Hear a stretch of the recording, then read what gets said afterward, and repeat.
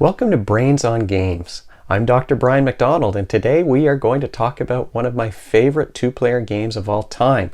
It won the Mensa Select Award the year that it came out, and it was a nominee for Dice Tower's Best Two-Player Game of the Year. It is a little game called The Duke, published by Catalyst Game Labs. Now, my well-worn copy of The Duke, and it is a well-worn copy. It's probably one of the games that I've played the most. I used to keep a copy in my trunk and we'd play it whenever we were at restaurants. But my copy is an older version. The current version of the Duke that you'll find at the Catalyst Game Labs website is called Lord's Legacy. The Duke Lord's Legacy. So this is a two-player tile-laying game that's similar to chess. And you know what? Let's just take a look. Now here you can see some pieces laid out for a game of the Duke.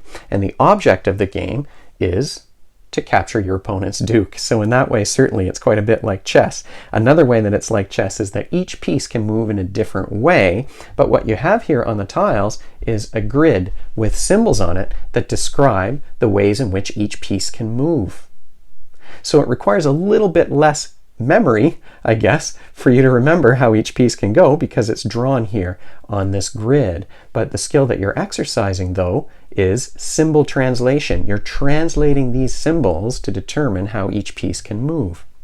Another way that it's different from chess is that once you move a piece, that piece flips over. And you can see that the symbols now are different. So on alternating moves, each piece is going to be moving in a different direction.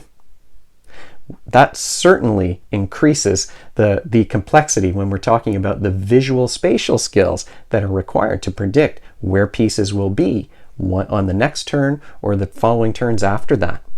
So you can imagine that when you've got some pieces on the board like this, and obviously there are going to be more pieces as the game goes on, it's going to take some spatial imagination and some spatial skills to figure out, well, where will that piece be next turn? If I move a piece here, will it be safe?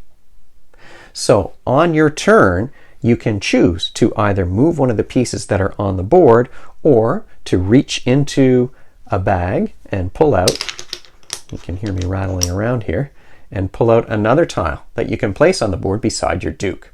Now you can see this one, this champion, has different symbols on it. Some are empty circles, some are filled in circles, and if we flip him over, he's even got some little star-shaped explosion kinds of symbols, okay? And I won't go into detail about how each of these pieces works, but I mean, you can imagine now the memory that's required and the spatial skills that are required in order to determine what your next move should be. Now, another way in which the Duke is different from chess is that in chess you do have a number of attacks and defenses that you might have memorized. It's a lot harder to memorize starting strategies or mid-game strategies in a game of the Duke because you never know what piece you're going to pull out of that bag to place on the board. That's the only area in which the Duke is randomized, is that you're never sure which pieces are going to show up when you reach into that bag and draw one out. So you are exercising another skill in addition to the visual spatial problem solving that you're doing, where you're visualizing the movements of pieces from one turn to the next.